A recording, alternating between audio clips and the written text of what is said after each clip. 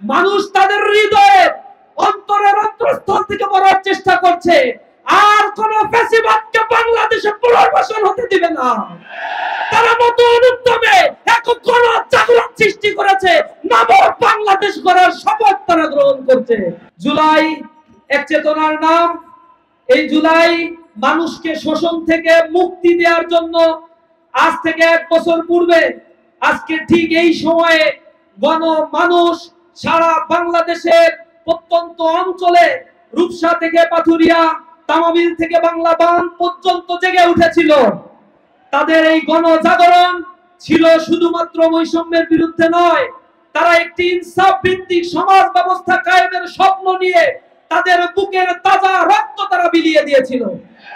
এই আন্দোলনে আপনারা লক্ষ্য করেছেন শুধুমাত্র ছাত্ররা জীবন দেয় নাই, 200-র অধিক ছাত্র জীবন দিয়েছিল, কিন্তু সহস্রাধিক মানুষ যে জীবন দিয়েছে তার মানে তার অধিকাংশ মানুষই ছিল খেটে খাওয়া মজুর, শ্রমিক, চাকরিজীবী, ব্যবসায়ী, রিকশাওয়ালা।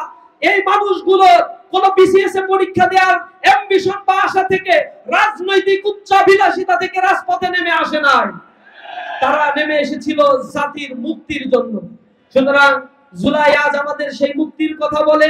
এই জুলাইকে আমরা ধারণ করে নতুন বাংলাদেশ বিনির্মাণের যে স্বপ্ন দেখছি, এই স্বপ্ন আজ আপামর ছাত্র জনতা সারা বাংলাদেশের প্রত্যন্ত অঞ্চলে দেখা শুরু করেছে।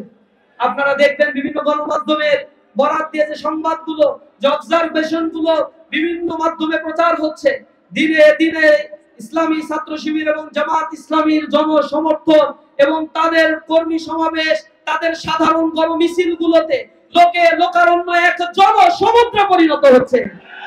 মানুষের এক অভূতপূর্ব সাড়া আমরা পাচ্ছি। মানুষ তাদের হৃদয়ে অন্তরের অন্তঃস্থল থেকে বলার চেষ্টা করছে আর কোন ফ্যাসিবাদকে বাংলাদেশে পুনর্বাসন হতে দিবে না।